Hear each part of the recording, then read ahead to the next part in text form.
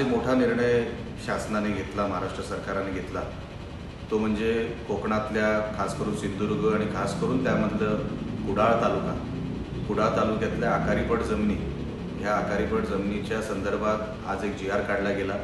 आकारीपट जमिनी हे परत शेतकऱ्यांना देण्यात याव्या यासाठी हा GR होता।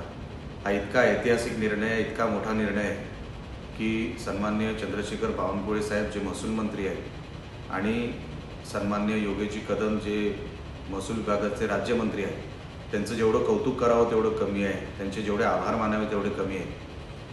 कारण का जेव्हा हा विषय मी ह्या दोघांसमोर ठेवला, सन्माननीय चंद्रशेखर बावनकुळे साहेबांनी मुंबईत मीटिंग घेतली होती आणि त्या मीटिंगमध्ये मी हा विषय त्यांच्यासमोर ठेवला। व्यासपीठावरूनच सन्माननीय बावनकुळे साहेबांनी अधिकाऱ्यांना सूचना दिल्या, लवकरात लवकर हा प्रस्ताव मंत्रालयात पाठवायला सांगितला। तसेच जेव्हा योगेश कदम सिंधुदुर्ग दौऱ्यावर आले होते, त्यांनी पण ह्या विषयाचं गांभीर्य लक्षात घेता संबंधित अधिकाऱ्यांना सूचना दिल्या आणि आज आपल्याला हा निर्णय, एवढा मोठा निर्णय, इतका ऐतिहासिक निर्णय आपल्यासाठी महाराष्ट्र सरकारने घेतला, सन्माननीय महसूल विभागाने घेतला, सन्माननीय महसूल मंत्र्यांनी घेतला। मी मनापासून ह्या सगळ्यांचे आभार मानतो की एवढा गंभीर विषय आणि एवढा मोठा विषय त्यांनी मीटिंग घेतली मागच्या महिन्यामध्ये आणि लगेचच ह्या विषयाचा GR काढून निर्णय दिला, तो शेतकऱ्यांच्या हिताचा निर्णय दिला। इतकं मोठं काम महायुती सरकारने, संबंधित विभागाने हा घेतला।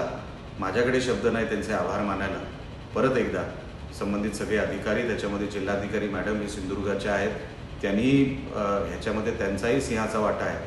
कारण का हा प्रस्ताव स्थानिक पातळीवरून मंत्रालयाला जायचा असतो आणि त्या आल्या आणि आल्याच त्यांनी हा मोठा निर्णय सरकारकडे प्रस्ताव स्वरूपाचा जो पाठवला आणि आज त्याचं रूपांतर GR मध्ये झालं। मी मनापासून या सगळ्या अधिकाऱ्यांचे आभार मानतो आणि खास करून सन्माननीय चंद्रशेखर बावनकुळे साहेब आणि सन्माननीय योगेश कदम साहेब यांचं मनापासून आभार मानतो।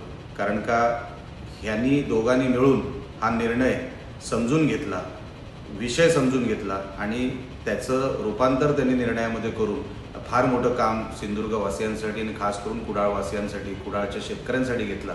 मनापासून परत एकदा आपल्या सगळ्यांचे आभार मानतो।